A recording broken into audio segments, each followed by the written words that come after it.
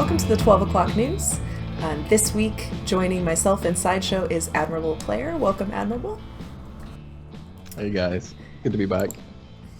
All right, so to start off, we're going to talk about the forming of Laser Kittens from some of the Bench Boys guys. It looks like they got a logo popped out right away. They pop out those logos pretty quickly.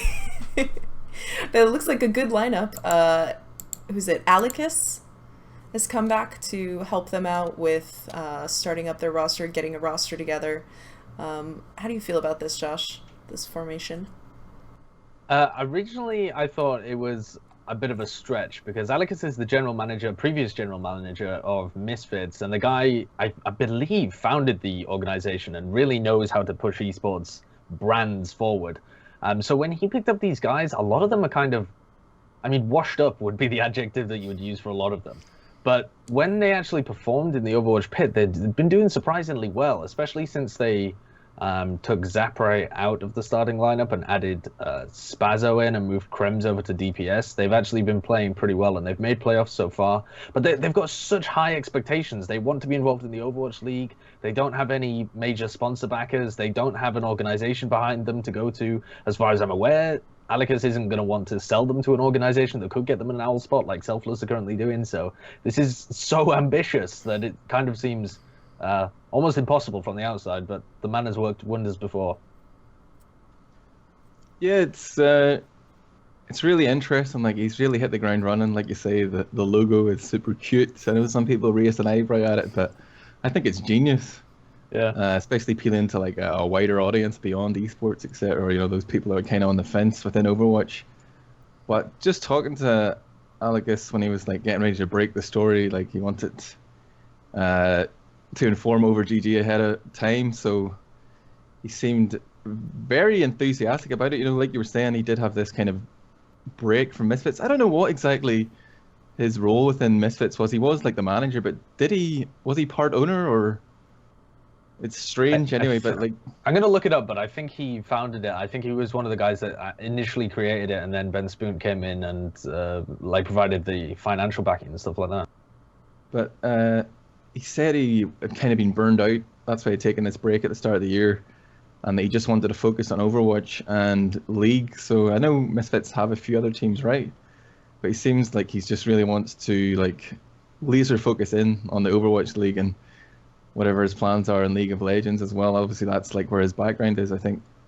But he's really he's coming out with the big talk. You know, nice brand, all this talk of Overwatch League, etc. But like you say, there isn't yet of substance to that. Obviously, we don't know what's going on behind closed doors in terms of his negotiations with sponsors. But there's so much positive stuff coming out in the media recently. Like we have that Morgan Stanley report we might talk about later, with its big projections of what the Overwatch League could be valued at.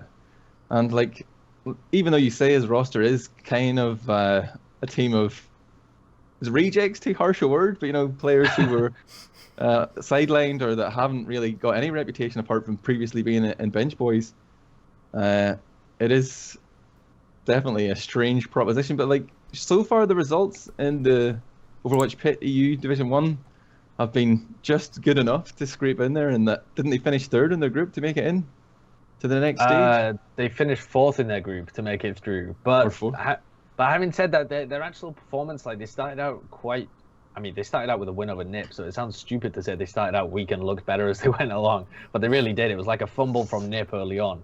But Laser Kittens, they look like they have the pieces to actually play a pretty good game, and they've been, they beat Gamers Origin and X-Rocks, who are like middle to top tier 2 teams at the moment in Europe. I think they've got the pieces to actually perform. Kib's looking really strong. Nesh, like pairing Kib, Nesh, and Krems up has really worked well for the team. Zapre looked really rusty actually when he played with them, but that's something else to do. Is there like some kind of potential drama there? Because as soon as he got benched from the team, I tried to contact Alicus, see what the deal was, but he just responded and said, it was always supposed to be a 7-man roster, so there is that kind of potential for rotation. But is it possible that the Zapre isn't performing up to their expectations? Are there other players waiting in the wings? I don't know. But I did notice yesterday that after they qualified, Alicus sent out a tweet, and I don't know if this is like a Freudian slip, but he only added the 6 players that played, even though Zabri was technically part of their campaign, to make it into the next stage through the group phase. He didn't actually didn't tag him on Twitter. I thought it was a bit rude, man, a bit ice cold. Just run out of characters, mate. You only get 140. You can only afford to tag That could be it, 6 players. That could be it. I'm just fanning the flames. Well, you mentioned the Morgan Stanley report, and so we talked about that a little bit. Morgan Stanley report says Overwatch League could make more than $100 million annually. How do you feel about this? The likelihood of this report? Is it a little fantastical, or what do you think? Really difficult to be able to say, actually. The way that they've got it breaking down, and the Morgan Stanley report itself is either private or not yet published, or I don't actually know how these reports work. I haven't particularly looked into it, but it's been other people reporting on the report so far. So Dot Esports did one. Who else did one that everybody was linking to? I can't remember anyway. But the way that they have it breaking down is that $32 million of this, and this is a prediction, this is speculation from Morgan Stanley, but they're supposedly experts within either the field or within business in general. So 32 million from content licensing and advertising, 30 million through sponsorships, and the remaining 13 and 27% coming from ticket sales and merchandise, respectively. That's assuming that they're able to get. So they're assuming that they're able to get 13%, $13 million from ticket sales, which is going to vary massively depending on whether they have it in one centralized location like Apex currently is, or whether they are having it like flying out home and away. And this is just for the first year, so there's so little information to actually base this on, I think. Then they've got 27 million coming from merchandising, which I've got to say that seems like a lot to me, especially because they're going to be, I don't know, that's going to be like, maybe if you include all Overwatch merchandise, but Overwatch League specific merchandise that isn't through the organization and is through Blizzard itself. Maybe it means in general, like the orgs are going to be able to leverage this kind of thing. And then 32 million from content licensing and advertising, like the broadcast rights, the advertising that they actually have on the channel, and then 30 million from sponsorships. To be honest, I don't know enough to be able to say whether it's reasonable or not. I guess this is why they have experts doing it, but it all seems highly speculative, and the timing of it, like Admirable was saying just before this started, the timing of it does seem very, very nice for Blizzard, because they've just very serendipitous. Yeah. There's been like this little trickle of, news that they don't have to necessarily stand behind. It's just they're kind of fueling the flames of speculation here. We had that Nate Nanzer slide get leaked out with the 16 potential cities. Oh no, it's just an illustration of what our vision could be. And then this report gets leaked, and Blizzard aren't necessarily putting their name behind this or putting their weight behind it, but they're just like putting out some more positive thoughts, because in this like vacuum of information that we've had for so long, there's been a lot of like speculation that things might fail. Like you see videos from Thorin, wondering are things going to go tits up, but now all of a sudden there's a bit of a positive spin coming out there in the media, but still we don't have any concrete details from Blizzard. So I think that's perhaps slightly orchestrated. Sue me, Blizzard, but it definitely it seems very favorable for them, right? There was a lot of people insinuating that the leaks of the speculative prices for the individual city slots must have come from Blizzard, because it's a bidding process, right? So who's putting speculative prices on it other than them? I actually don't know, but again, this was something that other people were saying. Allegedly, it suggests that it's come directly from Blizzard. That one. But what's interesting to me is that Morgan Stanley in this estimate have said that this is based on getting average of 72,000 active viewers for the regular season and 7.7 million viewers for the playoffs in total needed to reach their base estimate. And I don't think that's that bad. Like, I think that's definitely reachable. Viewer numbers have been something that Overwatch has struggled with and is always the first thing that people point to and always talk about the viewability of the esport.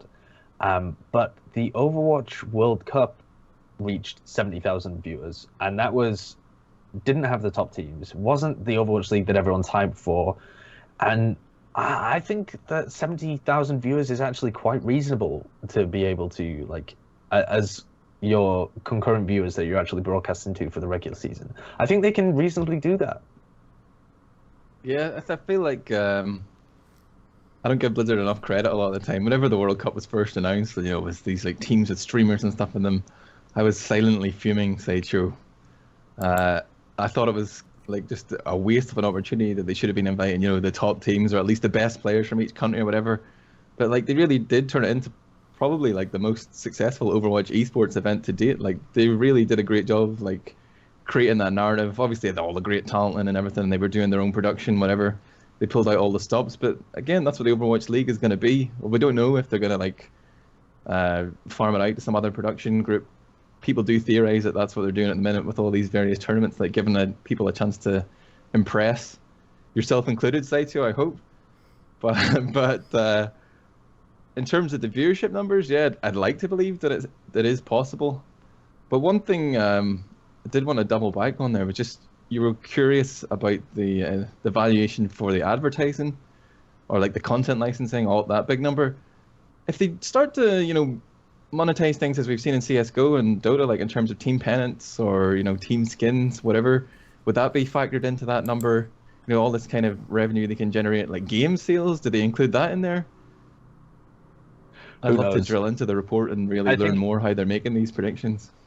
I think there's two things that are huge when it comes to this. One is, like you say, is like, how are the fans going to actually be buying stuff within the game? Because that has been massive for games like Dota and CSGO. It's just been a gold mine that Valve has been able to tap into. And you don't see it in a game like League of Legends. And that's why so many of those organizations are losing money in League and are starting to move over, like the PEA was their move into CSGO and trying to really solidify their grasp on there because it's so profitable for the organization to have that sticker money that they have for every major. So I think Blizzard have to have some plan, long-term or short-term, to be able to take advantage of the organizations that are franchised and within the structure, because that's so much better than majors as well. The teams can come and go throughout the majors, and the sticker money is only for one particular tournament or whatever. But if you've got franchised organizations that are stuck within the Overwatch League, you can have that in your game forever, and you can have, like, you can buy phase stickers, or, you know, they're not going to do it in the same way, but in CS you can stick a phase sticker on your gun and part of that goes to the organization itself. So much easier to streamline it if they're franchised within the Overwatch League. The other thing that need to mention is like the broadcasting rights and the sale of the broadcasting rights, because that's going to be the massive amount of money coming in from this. And if they can manage to partner with somebody like MLBAM, like Riot did, and they've got to be in talks with somebody to try and sell the broadcast rights over, because that's a massive amount of money. There is that expectation or theory that, you know, the way Blizzard and Activision, their parent company or whatever, they own MLG, is right. So there is some speculation, at least, that perhaps they're just going to use MLG to create the ESPN of esports, as I've seen quoted in the article. But that's so much more effort though than just selling it to somebody outside the group, isn't it? I mean, all of your work's happening from inside your own organization, or to an extent. But then, like, if you are one of these outside organizations, are you going to take up this contract if it's just for one season? If you fully expect that, like, everything Blizzard have done so far is to try and, like, reach outside esports, like bringing in these local or like real world sports teams, etc. If they just use, like, for example, E-League to get the Overwatch League off the ground, there's no real security there that they might just abandon them and try and do things themselves in the future. Whereas MLG is already fully staffed and they already know they've got that trust built up. Yeah, but I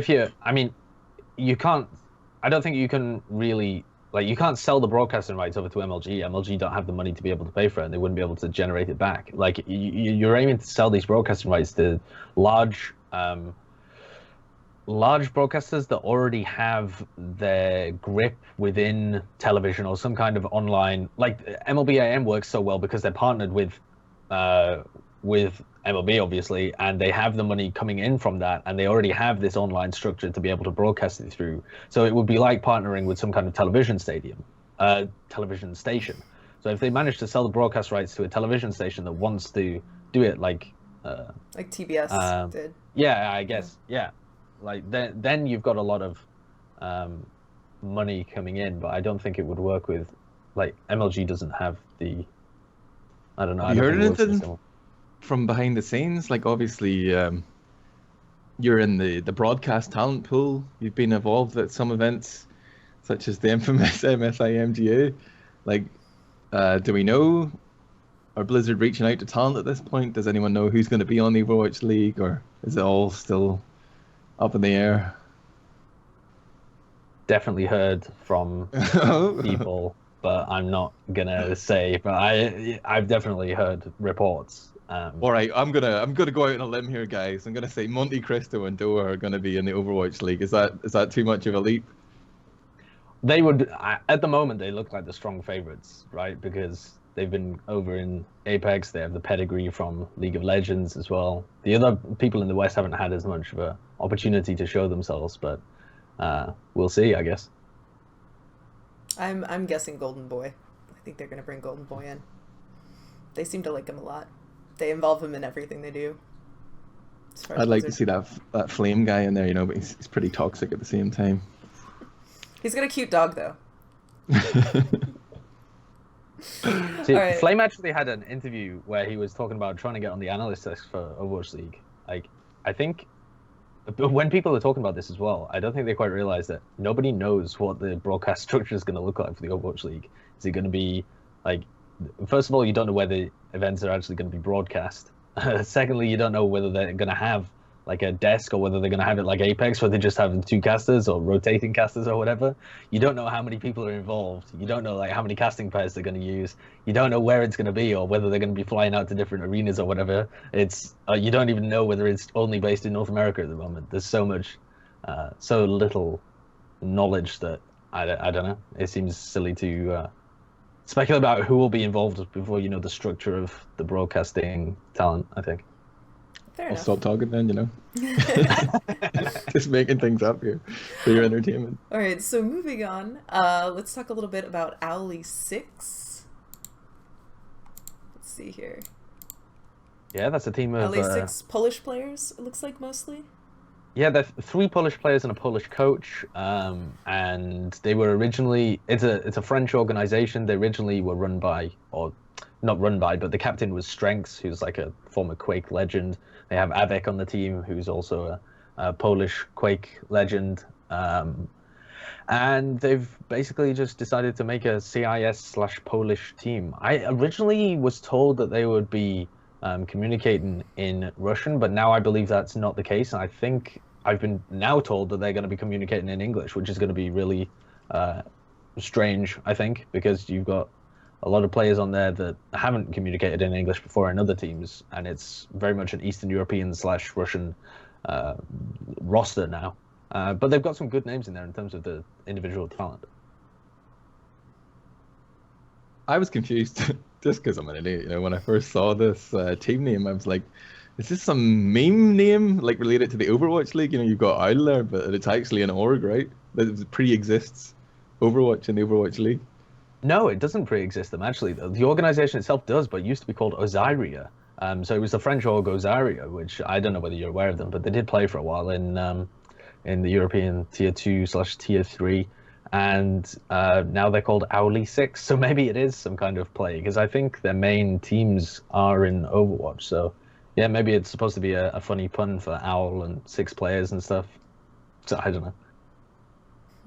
It took me embarrassingly long to figure that out. Remember the last time we saw Avek play was in a team with...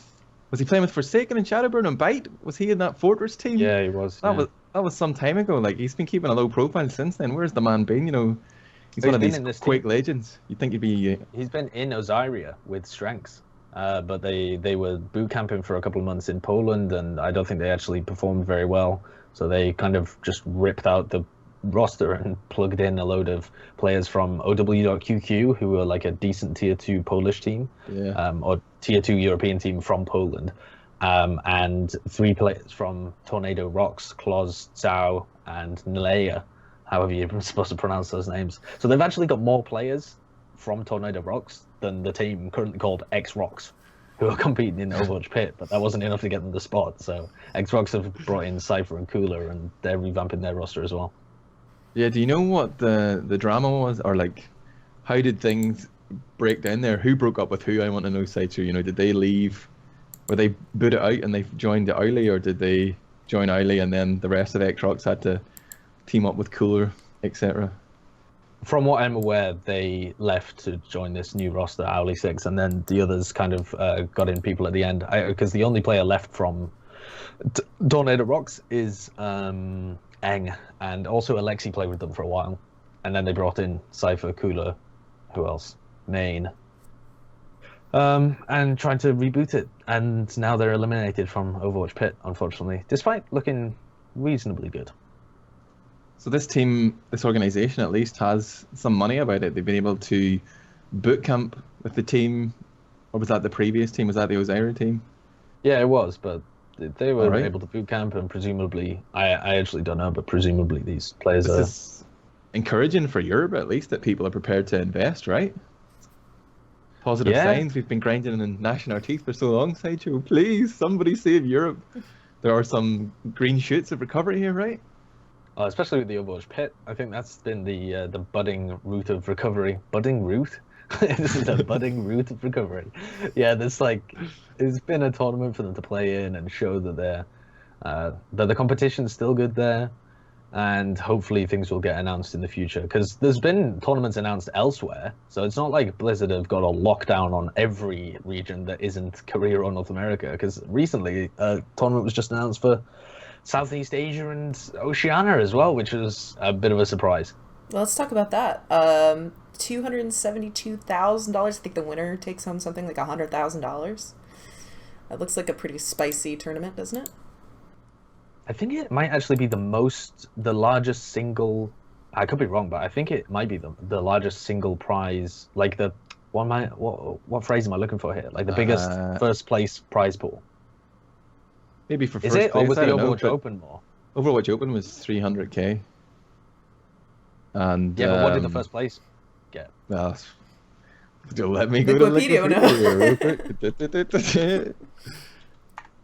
Or even esports earnings. I'll race you. Oh no, it was 100,000. So depending on the fall or rise of the dollar, I guess, is going to define whether or not this is a larger tournament overall. Because it's currently at like roughly 98,000 for the first place.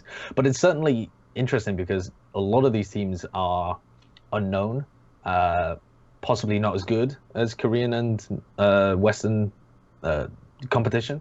But there's some interesting names in there for sure. Yeah, there's some narratives, even players that we saw like in the World Cup. Although some of those Southeast Asian teams didn't do incredibly well, there were definitely players that benefit from appearing at the World Cup, such as Mickey, who ended up in Envious. I believe his former teammates, Weed Time or Swede Time, I think is the politically correct version of that name. They've been picked up by an org called Fireball.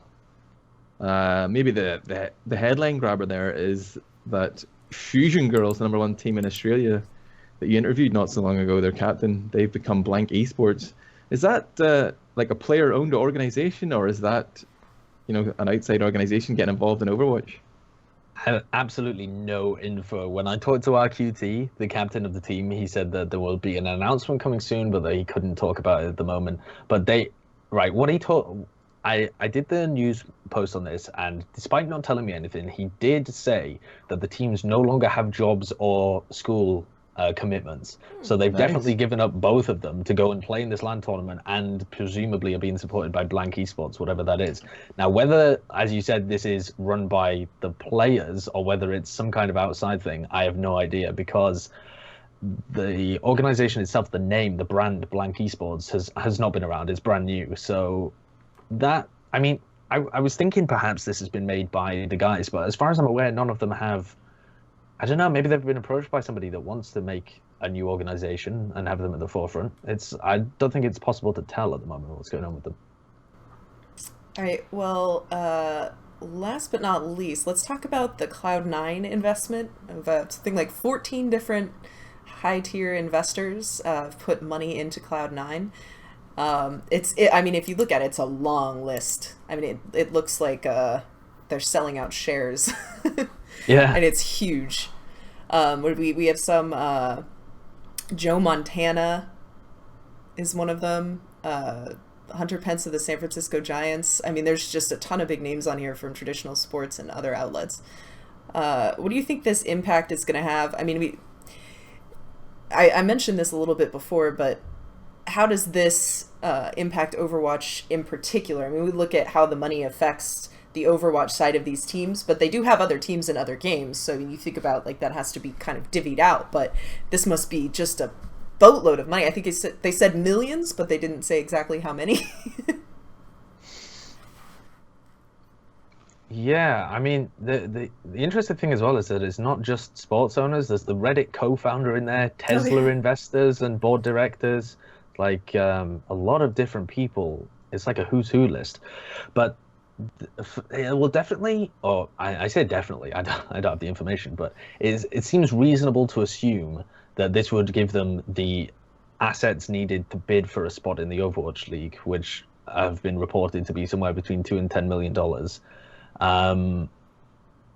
And it allows them to keep up with the inflation in salary sizes and investment that people have, and like the infrastructure that you have to provide around an esports team for them to succeed, which has been rising massively because of these outside non-endemic companies becoming involved in esports. Like as soon as you have these NBA and NFL teams and stuff like that pumping money into, like, say, Misfits and these are the teams that they've been invested into. If you're having any kind of bidding war for salaries and just individual players, they bump up the prices so much that the endemic organizations were struggling to keep up, and that's happened in loads of different games. And just hearing about Overwatch salaries for a game that really isn't that big at the moment and isn't getting very many viewers, the players are paid quite a lot. So it's like inflation within what people are having to put into their organizations. And Cloud9, until now, I don't think had the backing from these big companies, and this gives them the assets to be able to compete and potentially bid for an Overwatch slot. Yeah, it's been really interesting. Obviously, we've been covering this game for over a year now, Sideshow, and we've been kind of, keeping one eye on player salaries, what we hear behind the scenes, etc. And just to see the kind of wage inflation that had gone on even in the last 12 months is pretty incredible. But now that, like, I feel like things are only going to increase exponentially from here. Like every couple of weeks, we're hearing about these real-world sports team owners getting involved. This is just like, I'm not saying I've become desensitized to it, but I'm just like, it seems to be the trend. It's like, this is esports now. Well, Overwatch League standardized some of that, though, you would think. Like, and that's how it works in other games, is that everybody gets kind of a standardized budget for their teams. So, like, you would think that, like, now is probably kind of the glory days because it's unregulated, so you can make as much money as you can before Overwatch League comes out. Because if what you're paying the players doesn't equal what you're bringing in, then obviously, like, that cap is going to start coming down if they're not bringing in the amount of money that they need, right, in order to pay the players.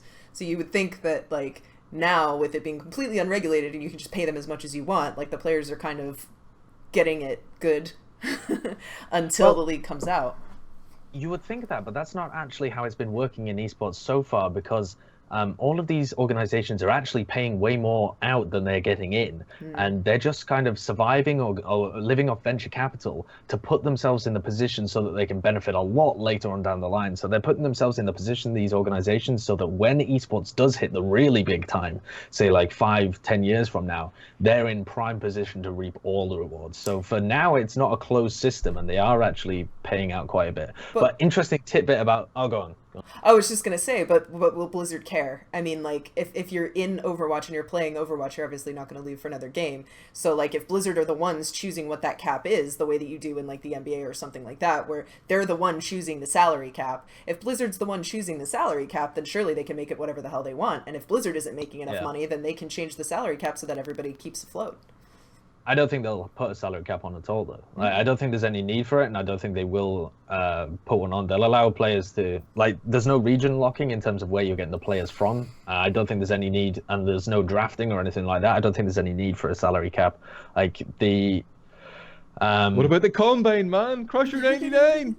What if that does happen though? What if after this season they decide that they want to do that? I mean, obviously the infrastructure doesn't exist now, or we would have heard about it. But if it sounds like they still plan to do that, just not for the first season.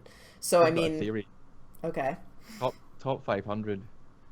In a recent patch in the last couple of months, they reduced top 500 from anyone that's in it throughout the season to only at the end of the season. And obviously they're doing that maybe to make just top 500 more valuable, whatever. But I'm saying to you, Overwatch viewers, they've just kind of snuck this one in because they're going to make a combine with the top 500 players. Get your tinfoil hats on. But I mean, the combine. We know that there's not going to be a draft, right? We know that they're not actually going to be drafting players into the organizations. Yeah. And so the combine then becomes a real weird thing that was maybe just what they were initially trying to do, and now they have to kind of sandwich it in some way. I think probably the way the combine will work is that that's the open pool of players that you can pick from to fill in slots from your team or in some way. I don't understand how it's going to fit in at all with the ecosystem that they've currently got for Overwatch League. Like, I actually don't think that I've heard a plan from anybody that makes sense for what to do with the combine. Because if you remember, at the World Cup, they offered the first and so far only spot in the combine to Miro, who signed to a team probably not going to be involved in the first season of Overwatch League and is over in Korea in Lunatic High. Like, I don't think they had a plan. I'm going to be honest. Like, I think maybe they were pursuing some kind of draft idea and then gave up with it, or they had a combine and that was just going to be extra players. But why would people, like, if you've got an org and you're trying to compete in Overwatch League and trying to be a really top tier team, which you have to be because Blizzard wants the top teams that are going to be in there, why would you limit yourself to picking from the combine? I don't think it makes sense. They haven't actually ruled out the combine yet. They haven't given us any details, I guess. No. But from what we've heard, like you say, teams supposedly looking to buy cities, etc. It seems very unlikely at this point. But like you were mentioning a player cap, Sammy, was the only thing they actually mentioned in the original announcement that there was going to be a minimum. There's going to be a guaranteed minimum wage, I think. But I don't know if they're gonna go down that route. It'd be interesting to hear. I feel like you would have to, because if there's no borders and you're pulling talent from all around the world, then what's to stop someone with deep pockets from just picking out all the best players in the world and everybody else just gets fucked? Like, well, I don't think that's a problem. Like, there's enough talent there to be able to create like another 5-6 good teams. If you literally created a super team right now with all the best players, like the 6 best players, say you even made it the 8 best players, you could make a team from another 8 players, like the second, like the tier below them of the 8 best players, they might win.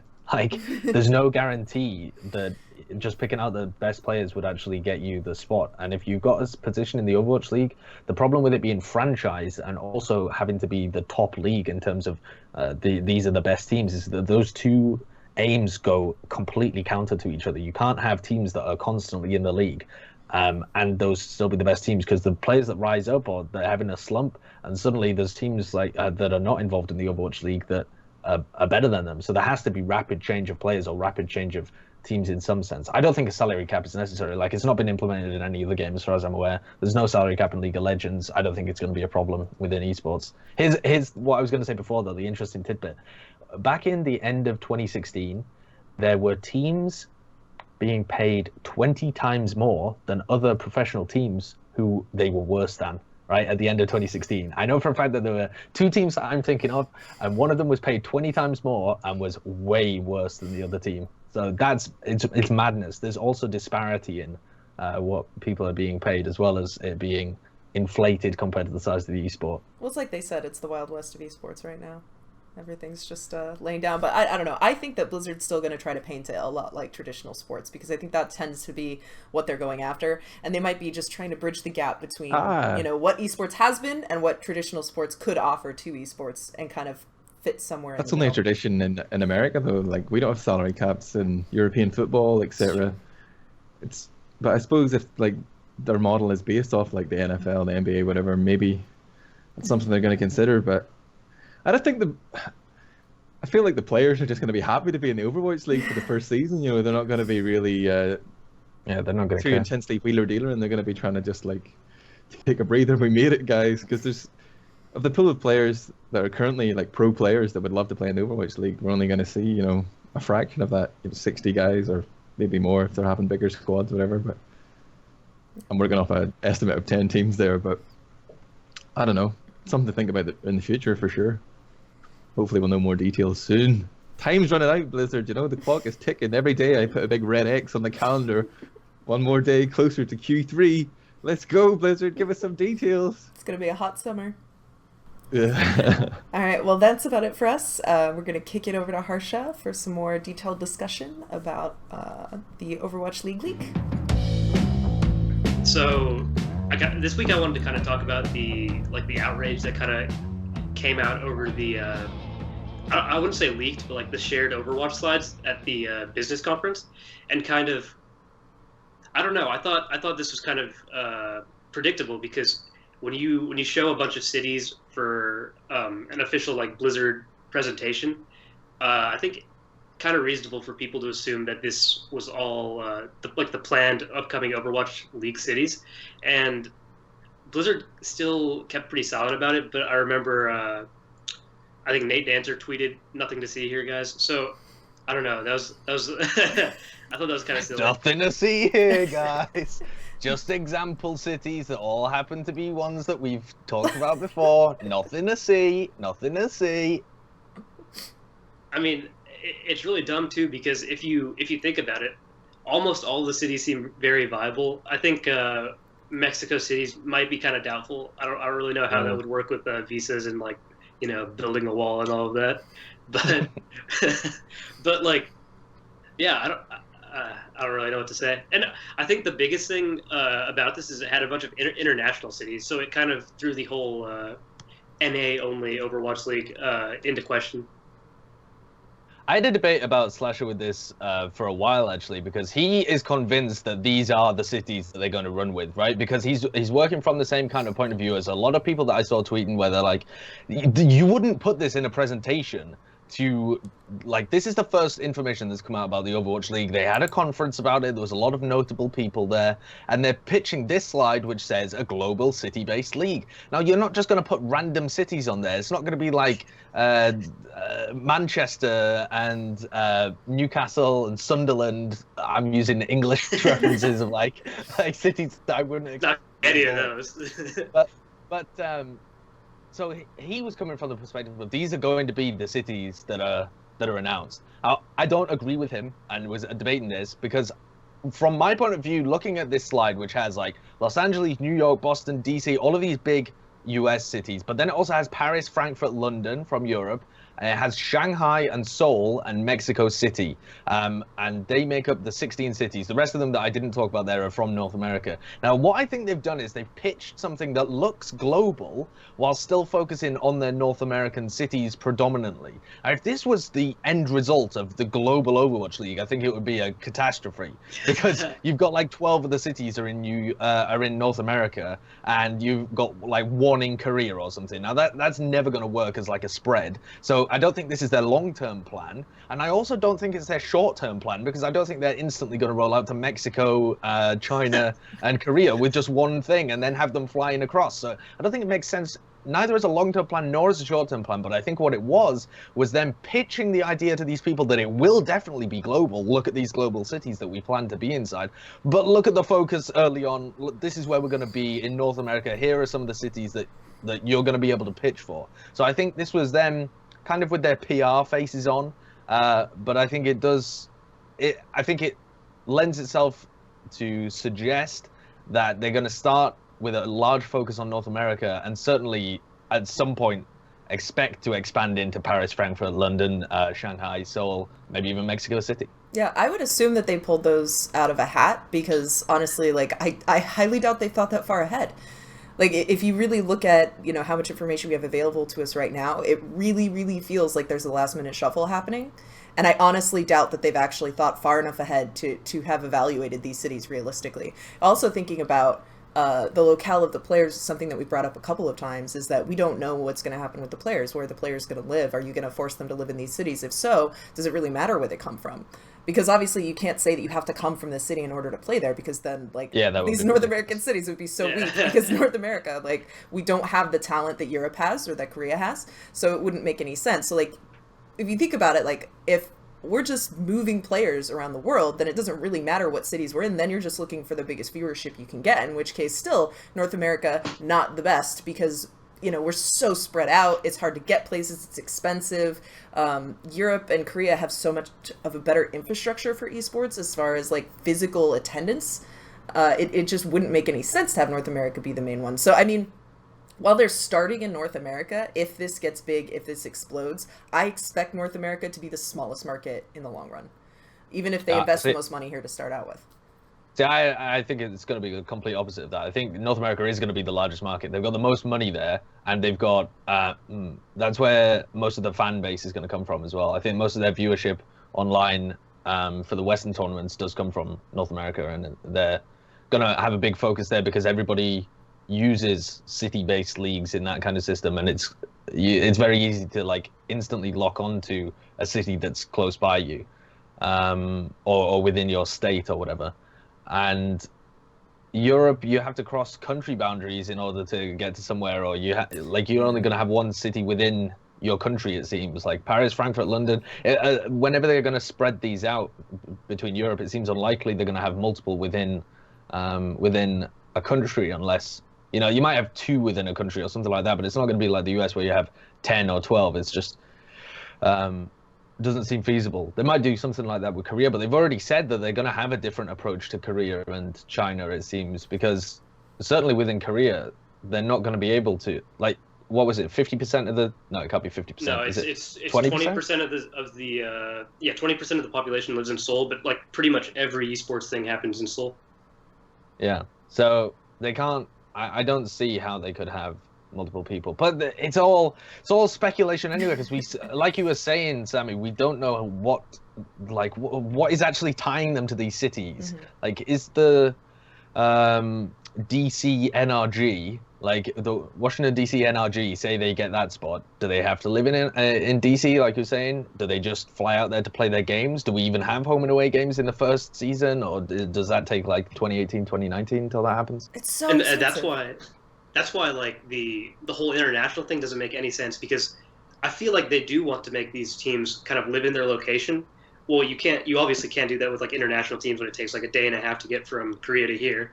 And also, like, the other thing is, I mean, like, I don't know, think about how much of a buzzkill it would be if they're like, yeah, we're doing this global league, everybody's gonna live in one location and just play every week, but they'll have like a city in their name. Like, what's the point of that? So I guess the other thing I wanted to talk about this week was the Carbon series. I don't know. I like the production by the Carbon series like a lot, and I'm glad that Hex and ZP got a chance to cast again. But I really felt like the tournament overall, in terms of like competition and stuff, was like very underwhelming, and I think a lot of that came from the format. What did you dislike about the format? Because I can definitely see the teams in it being long-standing. There was 2 teams that looked like the best right from the very beginning. Immortals had a bit of a slump, came back to win it. So you got a decent storyline there between the 2 top teams. But what was so bad about the format from your point of view? Well, put it this way, like, you know, Immortals and LG Evil, probably the teams that everybody at the beginning of the tournament would have said, yeah, these are the top 2 teams. Every other team had like outstanding roster issues already, and then they got like kind of, I guess, amplified over the course of the tournament, and it turned into every team is trying out new players. Like we saw Renegades with Kyle, and I don't remember who else they tried out. They did have other tryouts. Liquid was trying out Grego, Shatter. Like, they didn't have Shatter at the beginning of the tournament. They had Louis, I believe. LG Loyal obviously had Mineral and Icebelt leave. And then, what was the other team in the tournament? That was Complexity. Renegade? Complexity. Oh, yeah. No. Renegades was Kyle. But Complexity ended up having, like, I don't know, the entire roster was just trying out, basically. And, like, I don't think it was a particularly good format for like the viewers, right? I think that the LG Evil like dominating everybody and then Immortals coming back from like a slump was a cool storyline, but I didn't think that inviting all of these teams would end up in a particularly like moving tournament, I guess. I've just looked it up. There were 13 stand-ins throughout the tournament. 13, not 13 times that somebody stood in. 13 individual, different, unique players that stood in for different teams. 7 of those were for complexity. Oh. 2 of them were for Liquid, but then they actually replaced players, and that's not even on here. So it's more than 13, in fact, because that hasn't taken into account roster changes. These are literally just the stand-ins, people that haven't been confirmed. And then Renegades had, 3 different players, and LG Loyal switched some players around as well. So it's, yeah, as you say, it's been crazy in terms of the rosters. Now, do you think, though, that a roster lock would have actually worked at this point? Should they be going the route of, look, take our tournament seriously, this is your roster. If you can't get players, you're gonna have to drop out or whatever. I think the problem with the roster lock is that, well, first of all, I don't think you're gonna get most of these teams if you have a roster lock in the tournament, right? Because I think before the tournament even started, we knew all of these teams had some outstanding roster issues. So I think it's more of a problem with having like a 5-week long online only tournament. Teams are just taking them kind of like scrims basically instead of actual matches competing for like an actual prize. I think there's 2 issues here. The first is that obviously the roster shuffles, we have seen nothing but roster shuffles since Overwatch was released. Like, there's been no real team that I can think of that's just like had the same lineup for 6 months in a row. I mean, it's really, there's so much of it that you kind of have to expect that that's going to happen. Now, that being said, this format would have been freaking awesome if it weren't for that fact, because from my perspective, I loved that we had, like, what was it, Monday, Tuesday, Wednesday, each night would be a different game, and it wouldn't be 5 hours of gameplay. It would be like 2 games a night. You can get off work, go home, watch it for a couple hours, go off and do your own thing. It wasn't a whole block of like hours and hours and hours of content. It was these little niblets of like digestible content that you could sit down and watch it casually. I think it's much more friendly format for the casual player, and I think it kind of loops you in for a longer term tournament because you're only watching it a little bit at a time, but you can follow that story for the 5 weeks. And so for me, I thought it was really ideal. I enjoyed it quite a bit because of that. I didn't have to watch every minute of every game, but I could pop in, watch an hour or two, come back the next day and watch a little bit. And I really liked that about it. I thought it was really cool. It was one of my favorite tournaments personally. Well, here's the problem with that as well. I agree with you that the individual like bite-sized chunks are definitely the way that you want to start moving tournaments. Like if they're happening over a weekend and it's something like DreamHack or MLG Vegas, a lot of viewers just can't like take that much time out of their life to watch the entire thing and follow it. But Apex does it really well because their format is actually engaging and they have really good teams, whereas this only really had 2 good teams, and then it's using a round robin format into the 14 playoffs. So what was it? The bottom 2 teams, Liquid and LG Loyal, were basically decided ages ago, and they just had to keep like there was like dragging out this pinata out of the closet every now and then. It was like, right, stop, it's dead already. Beat up on LG Loyal. Yeah, so they were playing games in week 5 that had no bearing on whether they could get into the playoffs, but had bearing on whether the other team. And that's just a fundamental flaw of round robin. Whereas if you run it as groups into like the double elim playoffs that Apex has got, and then into the single elim finals of the playoffs, every game matters. They also have better competition. And better production as well because the players are actually there in person. The problem with Apex, of course, is that it's a different time zone. It's not very easy for North American viewers to watch. You can't really have roster shuffles if you have to send them all the way to Korea.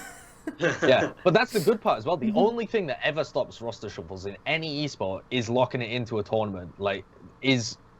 If you make it more difficult to shuffle your roster and get success than sticking together, because otherwise players would just change all the time, because that's how you get the quickest success, is by picking up new pieces of the puzzle. And if you leave these off seasons for loads and loads of time and no tournament requires you to lock in a roster, then you just there's nothing to stop teams shuffling around all the time. There's nothing to keep them glued together. Overwatch Pit Championship at the moment's got the similar kind of problems. Who was it that I've been playing with quite a number of? I know Laser Kittens has been switching up their roster a bit. Yeah, but they've actually got a 7-man roster. Yeah. I think that's fine because they've got their roster and they have that built in. It's the same as Meta Athena when they have the the 8-man roster that they had, and Lunatic Eye were going to try it before they was retired. I don't know that a lot of teams are really prepared for that, though. But they should be. Like, Yeah. And they're never going to be unless the tournaments decide, right, this is what you actually have to do. And when you see big LAN tournaments come into play, that's what they will decide. Like, there's no chance that you're going to be able to run complexity tryouts number 5 in the middle of something like the Overwatch Open. Like, they just won't allow it. So you'll have to decide your roster beforehand. And that's why the tryout periods have to happen in the periods where there's less on the line, when you've got scrims or whatever. NRG, like, they're doing it well. They're not participating in tournaments, but they could be. But you know, when things start to get more serious, you just won't be allowed. Something Carbon might have been able to do. Obviously, I don't know what limitations they had imposed on them or anything, but maybe they could have done like an 8-team tournament with like 4-team round robin groups into like a playoff bracket. Maybe that would have been more competitive because it would like weed out teams early on. Yeah, possibly. and like they could still keep like the the 2 to 3 hour a day broadcast schedule with that, as long as they space it out well, I think. All of these tournaments as well seem to be a little bit like, there's a lot of different formats, right? Which isn't something you often see. Even at the beginning of an esport, really, people they tend to settle on something. Gravitate towards something. Yeah, they tend to gravitate towards something. And I think all of these different flavors of tournaments that we've seen are like a bit of a preview or a test for what they want the Overwatch League to be. I don't think they've probably settled on a format yet. And so they're kind of trying out a lot of different things, seeing what works for Overwatch, seeing what formats are nice. I mean, they could just look at other esports and do some research, but instead they're going to do it themselves. You know, I don't mind that. But, there's different lessons to learn from all of these. All right, and today we're here with Hafficool of Fnatic. Welcome, Haffy. Thank you. Right, so I want to launch straight into it. I wanted to ask you about your time in career. I thought that would be like a good opening question, but I just want to address this like mid-tier North America meme, because otherwise it's like hanging around like the elephant in the room. So, are you guys mid-tier NA now? Have you fallen into that trap? Yes, we are mid-tier NA right now.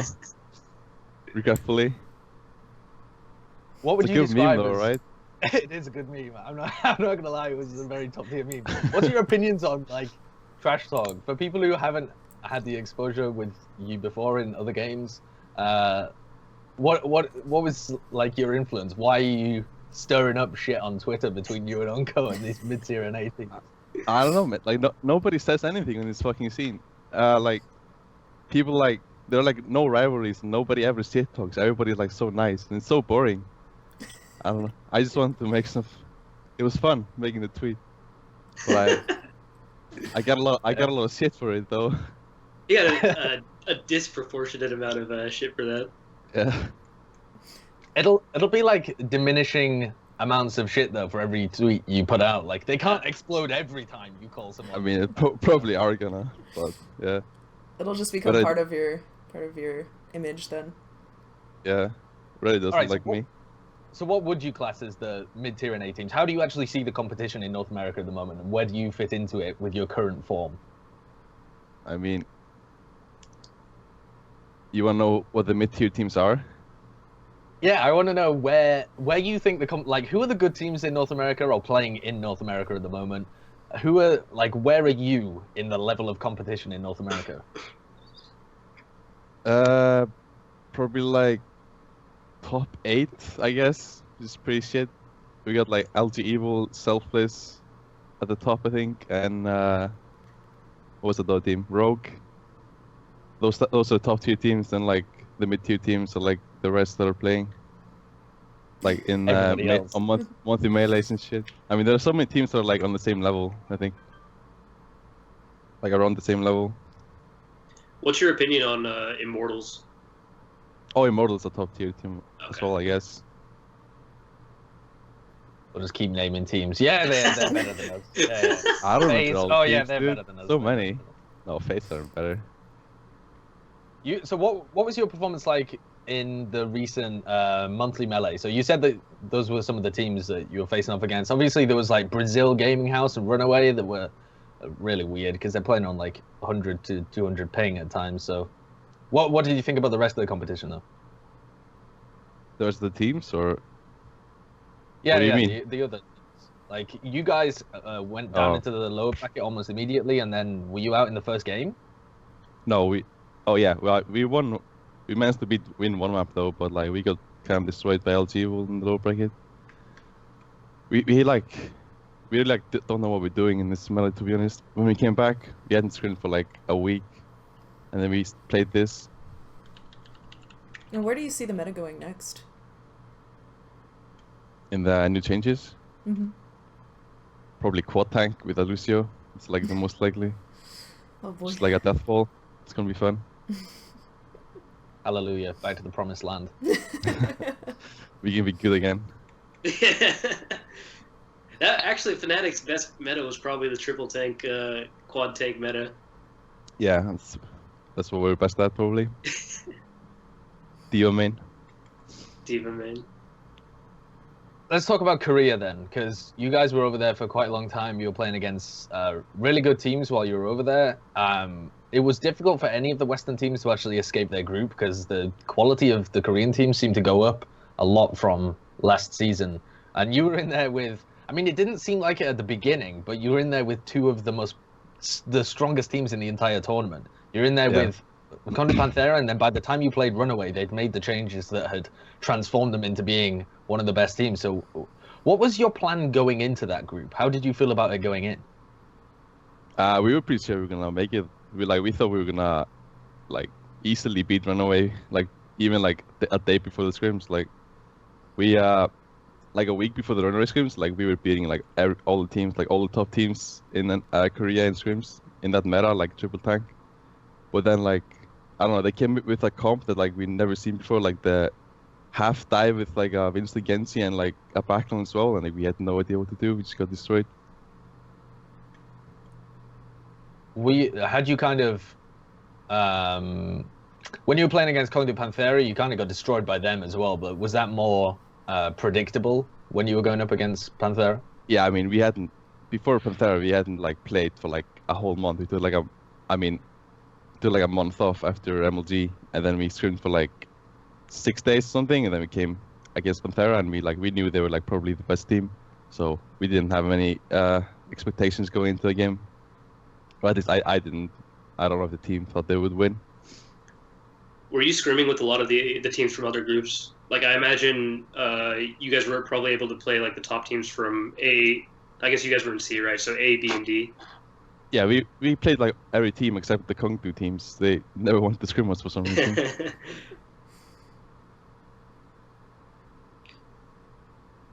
Here's what I want to ask about Fnatic is why are you guys in a slump? From your point of view, what do you think is some of the major reasons why you're actually going through this slump? Because you used to be the second best team in North America.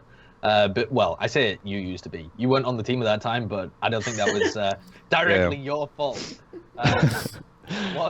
What has led to this dip in form from Fnatic? Probably just the new meta, to be honest. Like, this team has never played dive comp before. We're playing it for the first time ever right now. Like I think we have good players for dive comp, but like the team itself doesn't really know how to play dive comp yet. I think that's like the biggest reason. Do you think that was exacerbated by you being put on the off tank as soon as you joined the team? Because you were supposed to be a replacement for IDDQD, and you had previously played Genji in NWA, and then they brought you into the team, and you were just playing off tanks for like 4 months. Literally, I played Diva or Zarya or Roadhog for like whole 4 months, and now suddenly I'm supposed to play Genji for like the first time, and like I was like pretty fucking shit for the first like 2 weeks. But I mean, yeah, that's probably a big reason as well. I've been like only playing Genji in scrims and ranked for the past month, so it should be good soon.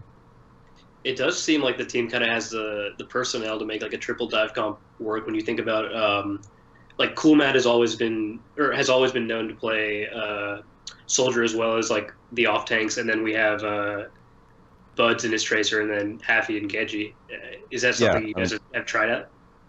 Yeah, we're doing it a lot, but it should be really good as well, because Costa Sen is like probably one of the best in the world as well. Like we should be a really good dive team, but we didn't really know how to play it. We just have to like iron out some issues, and then we should be really good. When you say really good, what does that actually mean? Are you expecting to return Top. back to your prior form, or are there actually now better teams around you as well in North America? We're top 3 NA probably, I'd say. Including Envious, Cloud9? Oh, including Rogue and Immortals, I think. So the people currently here, basically. Yeah. But Okay. I don't think C9 is gonna be good in this meta. Shouldn't say that, but it's gonna fucking. Reddit's gonna like that.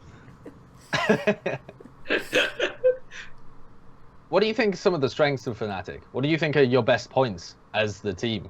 Like, if you had to like write out a list of pros and cons, what's this pros column full of for Fnatic?